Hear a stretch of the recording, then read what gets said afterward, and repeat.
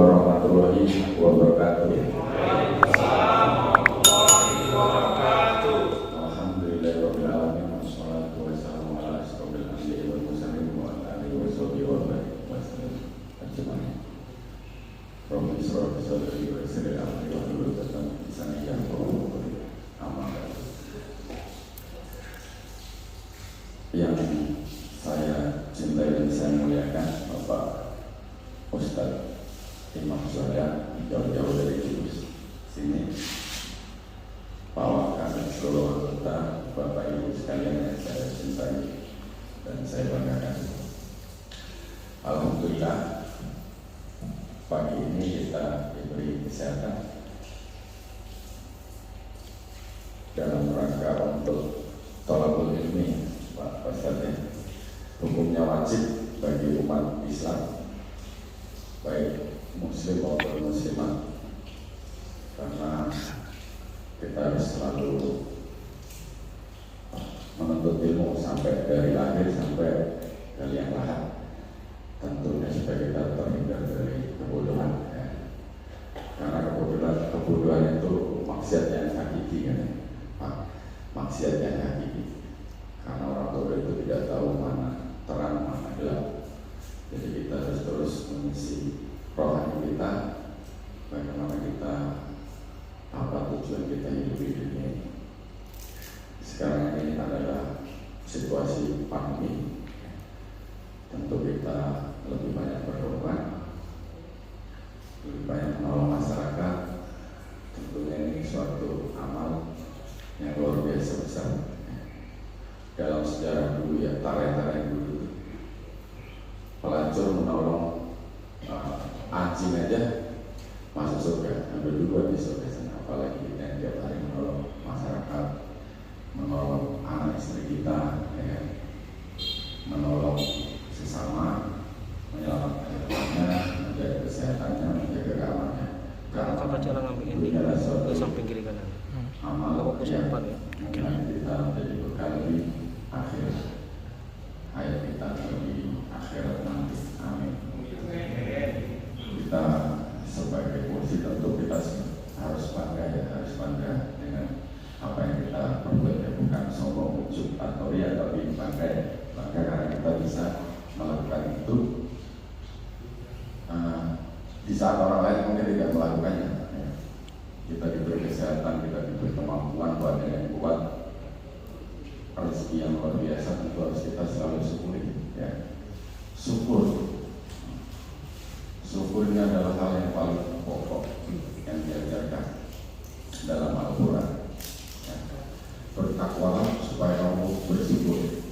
Artinya ini ayatnya sangat ekstrim. Orang takwa itu supaya bersyukur, ya.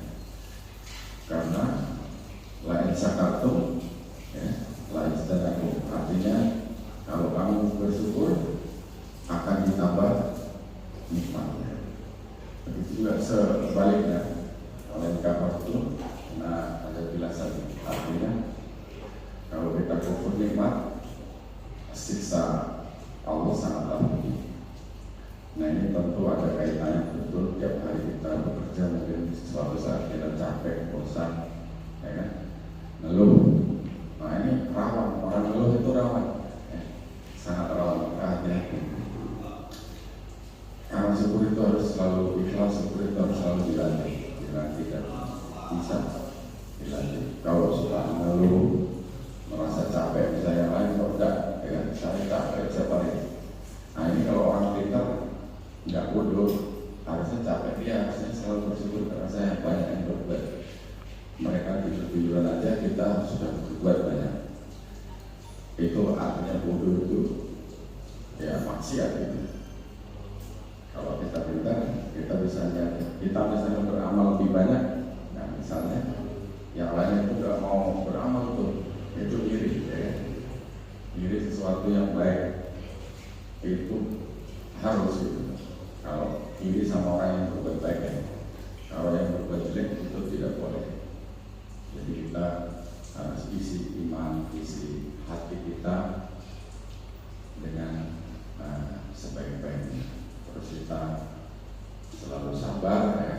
Sabar itu tidak ada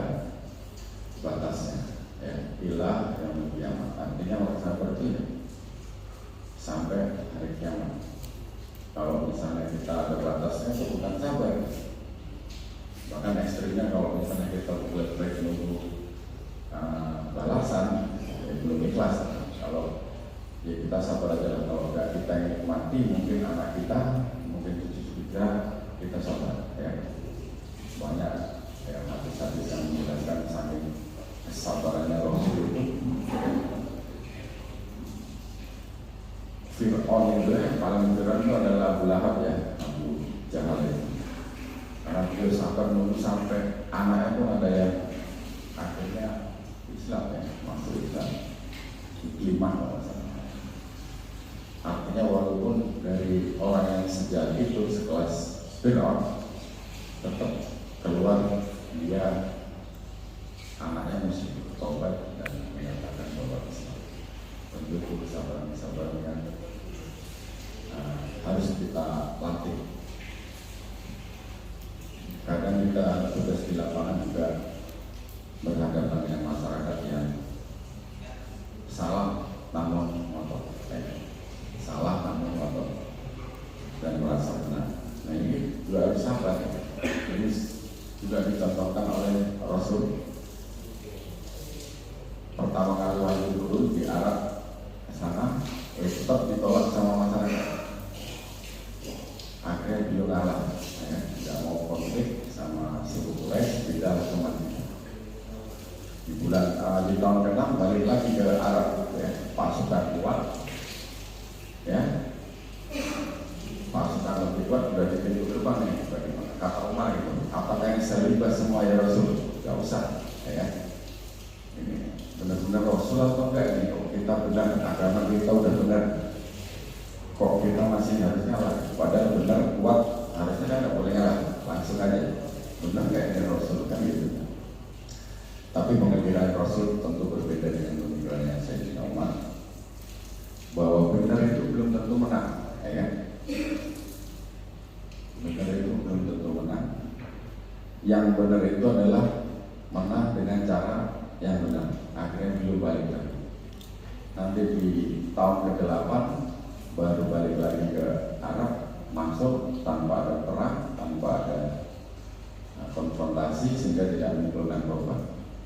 Jadi kalau dihubungkan dengan tugas kita sehari-hari di lapangan, walaupun kita benar kekuatan besar sesuai dengan aturan, namun kalau misalnya kita harus menyakiti masyarakat dan sebagainya, tentunya tidak pas, tidak benar. Kemalasan itu bukan. Ini saya nggak pernah jarang di sini, jadi saya kira-kira itulah nanti untuk kedepannya. Selanjutnya dari Pak Ustadz untuk memberikan tausiah, memberikan siraman rohani kepada kita supaya kita tetap semangat, karena kita itu manusia, selalu ada namanya sifat-sifat malas. Nah kita panggil kita untuk membangkitkan semangat kita, bagaimana jalan menuju Allah itu, bagaimana kita bisa giat mengejar dunia dan akhirat sehingga nanti bermanfaat hidup kita bagi orang lain. Saya kira itu aja Pak pembukaan dari saya. Selanjutnya saya serahkan untuk Pak Ustadz.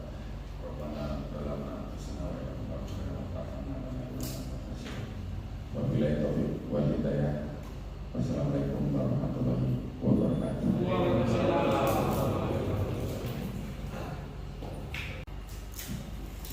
Assalamualaikum warahmatullahi wabarakatuh. Bismillahirrahmanirrahim. Alhamdulillahilladzi arsyadana ala ta'atihi wa zajarana an maksiyatihi. Asyhadu an la ilaha illallah i'tirafan bi wahdaniyatihi wa asyhadu anna Muhammadar Rasulullah i'tirafan bi nubuwwatihi. Wassalatu wassalamu ala man arsalahu Allahu li irsadil ibad wa ala alihi washabbihi muhtadina ila sabili rasyad. Amma kepada yang saya hormati Biro Bapak Kapolres Sumatera Barat, semoga selalu diberikan kesehatan panjang beserta keluarganya, dan selalu diberikan keberkahan kepada Bapak Kapolres, juga seluruh pejabat di Polres, juga seluruh anggota, hadirin hadirat rahimahullah. Marilah kita selalu bersyukur kepada Allah Subhanahu wa taala karena pada saat ini kita semua ditakdirkan bisa bersama-sama ngaji bersama. Ini bukan tausiah, ngaji bersama dalam keadaan sehat wal afiah biqaulina alhamdulillah. Karena tadi sudah Bapak Kapolres menyampaikan tentang syukur itu luar biasa. Bahkan saya itu kalau menerangkan syukur itu selalu ingat ada hadis qudsi. Hadis qudsi itu adalah firman Allah yang tidak termaktub di dalam Al-Quran. Itu agak ekstrim. Jadi man lam yaskur ala mu'amali wa lam yasbir ala balai falyatul roban siwai falyatus minal arti. Barang siapa yang tidak mau bersyukur atas nikmat-nikmatku dan tidak mau sabar atas bencana dan cobaan, ada corona marah, maka carilah Tuhan selain aku, keluar dari bumiku. Ini kalau bisa diusir sama Allah mau kemana coba? Mau ke lubang semut di buminya Allah. Mau lari kemana coba? Ini sampai. Makanya di dalam Al-Quran kalau kita baca setiap ada ya Bani Israil itu ayat 43, 47 jadi ulang lagi itu isinya kita sudah bersyukur. Karena syukur inilah yang menjadikan kita orang bahagia itu standarnya itu ya syukur. Sebab banyaknya harta itu belum tentu cukup, sedikitnya harta belum tentu kurang. Nilainya itu dari syukur kita. Semoga Allah menjadikan kita sebagai orang-orang yang bersyukur. Amin Allahumma. Sholawat masalam semoga tetap terlimpah curahkan kepada junjungan kita Nabi Muhammad SAW, dan semoga kita termasuk orang-orang yang dibanggakan Nabi. Ya. Kita orang Indonesia ini orang yang dibanggakan Nabi. Kenapa? Kalau 14 abad yang lalu itu para sahabat iman kepada Nabi itu karena memang benar-benar bersama Nabi. Tapi kita sudah 14 abad lebih, kita tidak pernah melihat Nabi, tapi kita beriman kepada Nabi. Ini sangat membanggakan Nabi. Makanya pada kesempatan ini saya ngajak seluruh yang hadir dan keluarganya, saya ajak bareng-bareng masuk surga. Sekarang ini karena banyak yang ekstrim, dikit-dikit neraka, dikit-dikit bid'ah, musyrik, kafir dan segala macam. Yang lucu lagi, orang baca la ilaha illallah Muhammadur Rasulullah itu kan bisa merubah status.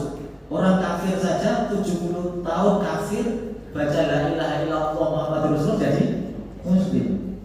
Nah ini orang Islam baca la ilaha illallah Muhammadur Rasulullah gara-gara hanya di fahalanya disampaikan orang yang meninggal saja jadi kafir. Ini kan lucu sekali. Jadi banyak yang ekstrim. Padahal ya kalau kita mau masuk surga itu sangat, umatnya Nabi Muhammad itu sangat gampang dan mudah sekali. Sangat gampang dan mudah sekali. Kenapa? Karena ya diantaranya itu sampai saya itu bikinkan lagu ke anak-anak itu untuk sholawatan. Kuncinya surga itu murah harganya, iman dan takwa itu yang jadi modalnya, sholat 5 waktu itu juga kuncinya, dengan berjamaah agar bertambah pahalanya. Jadi banyak sekali kalau mau masuk surga. Kadang-kadang dikit-dikit neraka, seolah-olah surga ini sudah dikapling oleh mereka yang agak ekstrim ini. Padahal surga itu sudah dijanjikan oleh Allah, wasari'u ila maghfiratin min rabbikum wa jannatin arduha samawati wal ardh uiddat lil muttaqin. Bersegeralah menuju ampunan Tuhan. Bersegeralah masuk surga yang luasnya surga itu seluas langit dan bumi. Langit 7, bumi 7 itu luasnya surga. Dan sekarang di bumi saja ini cuma berapa miliar manusia. Itu pun semuanya dapat tempat minimal 2 meter persegi. Itu kuburannya. Ada yang 3.000 hektar, ada yang sampai berapa ratusan ribu hektar itu bagian. Nah ini surga yang sebegitu luas sudah dikapling-kapling oleh mereka. Ini yang harus kita untuk mengembangkan semangat kita sebagai Polri. Ya. Kenapa? Karena jalan masuk surga itu gampang sekali. Yang susah itu apa? Yang susah itu status kehambaan kita diakui dan disahkan oleh Allah. Karena ya ayat Tuhan nafsul mutmainnah irji'i ila rabbiki radiyatan mardiyah fadkhuli fi ibadi wadkhuli jannati. Pertama itu fadkhuli fi ibadi. Kamu harus masuk sebagai status hambaku dulu, baru wadkhuli jannati, baru masuk surga. Inilah pentingnya ngaji. Ngaji itu apa? Ngaji itu ngatur jiwa. Ya, ngaji itu ngatur jiwa. Kalau Sunan Kalijogo itu apa? Ngoji ya. Ngoji itu songo siji. Kalau bahasa kita ya 91. Ini kalau yang konkret sih. Wah, ini maksudnya 91. Maksudnya 91 itu apa? Ngaji ngoji. 91 itu menutup lubang 9 supaya selamat masuk lubang 1. Itu maksudnya ngaji. Lubang 9 itu apa? Yang 7 ada di kepala, 2 mata, ya, 2 telinga, 4, 2 hidung, itu sudah ada 6. Yang 1 lebih lebar lagi, mulut. Yang 2 itu saya nggak tahu namanya, tapi kalau tempatnya saya tahu. Kalau ada yang mau ke depan saya tunjukkan tempatnya. Jadi menutup lubang dari kemaksiatan lubang 9 itu supaya selamat masuk lubang 1, yaitu kuburan. Itu tujuannya ngaji. Jadi tujuan ngaji yang utama itu adalah supaya kita mengakui status sebagai hamba Allah. Bukan niatnya ngaji malah menyalahkan orang lain, merasa paling benar, merasa paling pintar, nggak mau menerima pendapat orang lain. Ini apa? Jauh dari tujuan ngaji. Ya, apalagi ngajinya sanatnya kepada Ustadz YouTube, ya, kiainya di internet, share-nya share Google, kitab yang dibaca kitab al-Facebook, ya, al-internet, ya. Sudah baru ngaji di situ saja, wah dikit-dikit bid'ah, salah, tidak diajarkan Nabi. Kadang-kadang sholat kamu itu nggak benar, itu nggak sesuai dengan sholatnya Nabi. Dikeluarkan dari sholat kamar aitumuni, usuli sholatlah kamu seperti lihat aku sholat. Lah padahal otentiknya kita memahami ini, sholatlah kamu seperti kau lihat aku sholat kata Nabi itu bagaimana? Ya kita sholat, kita lihat sholat guru kita. Ya. Jadi hadis Nabi ini tujuannya kamu kalau belajar sholat yang benar sesuai sholatnya Nabi, sholatlah seperti guru. Karena guru-guru kita itu bisa berguru. Contohnya saya ini berguru kepada Kiai Nur Hamim. Kiai Nur Hamim berguru kepada Kiai Mutar Safaat. Kiai Mutar Safaat ini sanadnya Kiai Hasyim Asy'ari. Ya, Kiai Hasyim Asy'ari sholatnya belajar kepada guru-gurunya termasuk Syekh Imam Nawawi. Syekh Imam Nawawi, Syekh Khalil Bangkalan, Syekh Khalil Mahlan kepada Syekh Imam Nawawi, terus kepada Syekh Abu Bakar Sabo, kepada Syekh Ahmad Zaini Dahlan, terus kepada Syekh Khatib As-Samrasi, kepada Syekh Al-Bajuri atau Ibrahim Al-Bajuri, kepada Syekh Abdul Al-Isi, terus kepada Syekh Umar Al-Farroji, terus belajarnya kepada Imam Ghazali. Imam Ghazali kepada gurunya belajarnya kepada Imam Haromen atau Imam Juwaini. Imam Juwaini belajar kepada gurunya lagi Syekh Al-Baqilani, Syekh Imam Wahidi, sampai kepada Rasulullah itu namanya selalu kamar aitumuni usolli. Sekarang tidak belajar dari Nabi. Ini sholat yang benar seperti ini, sholat yang diajarkan Nabi. Ini kan yang tidak seperti ini neraka, lagi-lagi dikapling surga. Ini kan tambah bahaya lagi. Jadi kita sebagai Polri ini ya, ini sangat mudah mau masuk surga. Karena Rasulullah itu sudah memberikan standar kebaikan dan standar kejelekan. Standar kebaikan itu Rasulullah bersabda, khoslatani la afdalu minhuma al imanu billah wa naf'u bil muslim. Standar paling baik, ada 2 standar kebaikan yang tidak ada yang melebihi kebaikan dari 2 tersebut. Yang pertama adalah iman kepada Allah, yang kedua bermanfaat bagi orang lain. Nah, saya cek kalau kita lihat Undang-Undang Nomor 2 tahun 2002 itu aduh, sudah semuanya itu wanaful muslimin ini bermanfaat bagi orang lain, itu sudah semuanya sudah. Makanya semua anggota Polri ini potensi ahli surga semua. Amin. Yakin saya. Jadi sudah ada semua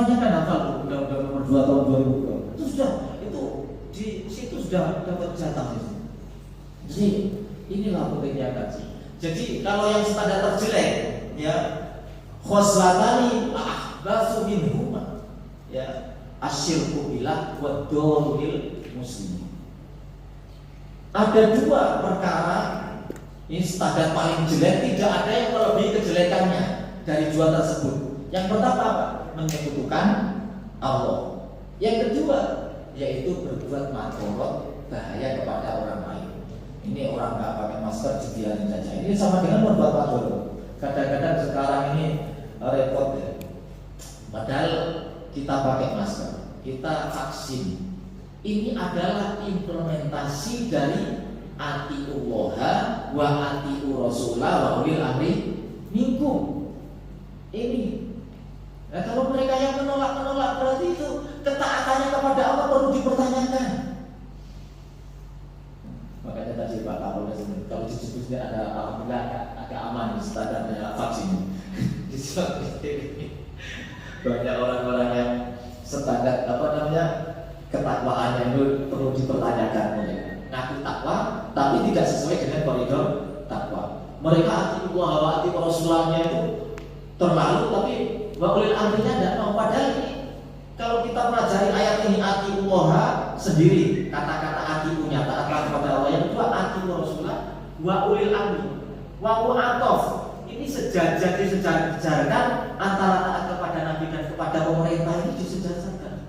Bahkan di dalam kitab Risalatul Mu'awana, di dalam kitab karyanya Imam Nawawi, itu walaupun pemerintah itu walau fajirun di situ, walaupun pemerintahnya itu fajir itu banyaknya durhaka, itu masih kita harus tetap mentaati pemerintah itu. Jadi sampai sebegitunya. Makanya maksudnya dalam tanda kutip harus nanti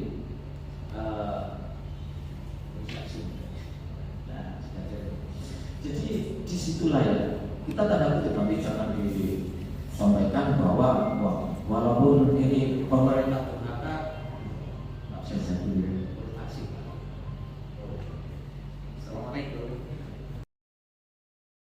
Mungkin kalau kita yang ngaji di Kusbaha itu yang nanti sangat mudah sekali. Karena apa? Sanad ilmu saya juga guru saya itu adalah sanadnya Pak Imam Zubir. Iya, sama juga. Jadi para hadirin wal hadirat rahimahullah, itulah yang dinamakan pentingnya ngaji. Bahkan Rasulullah itu sampai tadi disebut oleh Bapak Kapolres, tolabul ilmi fardhun ala kulli muslimin wa muslimin. Sangat diwajibkan mencari ilmu bagi orang Islam laki-laki maupun perempuan. Jadi karena kalau semua tidak didasari ilmu, ya semua tidak didasari ilmu, ini akan rancu semuanya. Ya, bukan orang alim baru ilmunya belajar baru beberapa hari sudah mengeluarkan fatwa. Ini kan bahaya. Ya. Saya sendiri tidak pernah mengeluarkan fatwa karena walaupun saya sedang di MUI ya, itu saya tidak berani mengeluarkan fatwa. Saya ngaji biasa saja. Ini tadi memang sengaja saya bawakan kitab kuning ya. Nanti kita bahas di ilmu kitab kuning. Jadi saking pentingnya ngaji,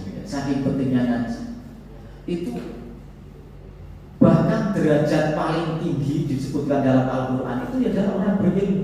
Yarfa'ul ladina amanu wal ladina utul ilma darajat. Orang berilman dan berilmu. Jadi kata-kata ilmu di sini ya, ilmu itu ya banyak sekali macamnya. Ilmu. Kalau macamnya ilmu ada ilmu pokoknya kalau kita pernah sekolah banyak macamnya ilmu. Tapi yang dimaksud ilmu ini terutama adalah ilmu agama untuk memahami agama. Karena Imam Syafi'i itu pernah mengatakan al ilmu ilmani. Ilmu itu ada dua, ilmu fikhi litaqoidin wa ilmu tibi. Yang pertama adalah ilmu agama, ilmu fikih untuk mengetahui lebih-lebihnya agama. Yang kedua ilmu kedokteran. Ilmu kedokteran itu minimal kita bisa mendeteksi kalau kita pusing, oh ini obatnya budrek. Ini termasuk ilmu tip ini. Jadi kita semuanya sudah tahu kalau perlu kita agak sakit, oh ini perlu obat lambusit atau promap ya. Ini sudah ilmu fikih. Jadi inilah yang disampaikan Imam Syafi'i itu ilmu ilmani, ilmu fikih untuk agama dan ilmu fikih, ilmu kedokteran untuk tubuh kita. Ya. Jadi itulah pentingnya ilmu. Maka pada kesempatan ini ya sebenarnya harus kenalan dulu tadi. Banyak yang tadi sebelum saya mulai di kitab kuning ya kita ngaji bersama karena saya kita ngaji bersama saja, kita nggak bukan ceramah ya, kita ngaji bersama ya. Nama saya Salam Ar-Rahimuna Yarhamhumur Rahman Irhamu man fil ardi yarhamkum man fis sama. Ini yang dari Abdullah bin Abbas. Jadi ada orang namanya Abdullah tapi nggak terkenal Abdullah karena ada ahli hadis 3 itu namanya sama Abdullah. Terkenalnya lakopnya julukannya bin Ibnu Umar, Ibnu Abbas dan Ibnu Mas'ud. Namanya sama Abdullah semuanya. Nah ini Ibnu Umar putranya Sayyidina Umar. Beliau mengatakan bahwa Rasulullah SAW bersabda, Ar-Rahimuna bahwa orang-orang pengasih. Ini juga cara masuk surga. Yarhamur Rahman akan dikasihi oleh Zat yang Maha Pengasih, yaitu Allah Subhanahu wa Ta'ala. Maka irhamu man fil ardi, maka kasihilah seluruh mereka yang ada di bumi. Kalau kamu mau mengasihi apa yang ada di bumi, yarhamkum man fis sama, maka penduduk langit akan mengasihi kamu. Siapa penduduk langit? Para malaikat. Bagaimana cara malaikat itu mengasihi kamu? Dengan memintakan ampun kepada kamu. Jadi ini masalah kasih sayang. Ini apalagi ya saya bisa sebutkan di Undang-Undang Nomor 2 Tahun 2022 itu masuk di sini di Ar-Rahimuna semuanya. Ya, kita ini kasih sayang. Jadi kasih sayang itu bukan hanya kepada makhluk saja. Nah, polisi jaga binatang-binatang yang masih dilindungi. Nah ini binatang juga. Jadi kalau kita kasih sayang kepada apa yang ada di bumi, maka kita akan dikasihi oleh. Di sini dicontohkan di dalam kitab ini ya Al-Khabar ditamamihi wa fi mafaqati hadal hadis. Hikayatun ini ada cerita An Umar bin radhiyallahu anhu. Cerita ini dari Sayyidina Umar radhiyallahu anhu. Karena yang fi sakati Madinah faro asbiyan kana fi yadihi usfur wa kana yal'abu bi faro imam Umar dalika al-usfur fastaro minas sobi fa'atahu. Falamma tufiya Umar radhiyallahu ta'ala anhu ra'ahul jumhur fil manami fasa'aluhu an halihi faqul ma fa'ala bika qala ghafara li wa tazawaja anni qalu bi aisain ya bi judika au bi adlika au bi zudika qala lama waktu umuni fil qabri wa zatar umuni biturabi wa tarak umuni wahidan fadakhala alayya malakani muhibatani toro akli wa adan nafasali min haibatihima wa akhodani wa ajlisani wa aroda ayasalani fasamitu bidaan minal hatif uturka abdi latahawafa fa ini rohimuhu wa tazawastu anhu li anahu rohimahu sulun fi dunia. Ini Sayyidina Umar, ini kisah, ini saya kisah. Ini termasuk caranya masuk surga. Sayyidina Umar ketika berjalan-jalan di pinggiran kota Mekah, melihat anak kecil itu mainan burung usfur, prit. Prit di sini apa yang burung? Tahu burung prit? Karena di dalam dunia burung itu ada 2 agama, yang satu prit haji dan 2 gereja. Ini prit. Jadi anak kecil kalau main burung prit kan baru bisa terbang, dilempar terus dikejar gitu. Akhirnya Sayyidina Umar itu kasihan dengan burung tersebut. Akhirnya anak sini, ini burung ini saya beli. Anak itu dikasih uang, burung itu kemudian dilepaskan supaya bebas. Nah, setelah Sayyidina Umar meninggal dunia, dimimpikan oleh jumhur ini adalah para ulama-ulama yang sudah tidak diragukan adalah jumhur ini. Jadi mimpi bertemu Sayyidina Umar, ditanya, wahai Umar, engkau diperlakukan bagaimana oleh Allah di akhirat. Kata Sayyidina Umar, Allah telah mengampuni aku dan telah memuliakan aku. Sebab apa? Apa karena keadilan kamu? Apa karena kezuhudan kamu? Apa karena ilmu kamu? Bukan. Apa karena pangkat kamu sebagai khalifah? Bukan. Lalu karena apa? Ketika kalian mengkafankan aku, mensolatkan aku, lalu kamu kemudian menguburkan aku, menutup aku dengan tanah, datanglah dua malaikat yang menakutkan. Aku sampai ketakutan, sampai ingatanku hilang. Ini saya tidak apa saja masih takut dengan malaikat.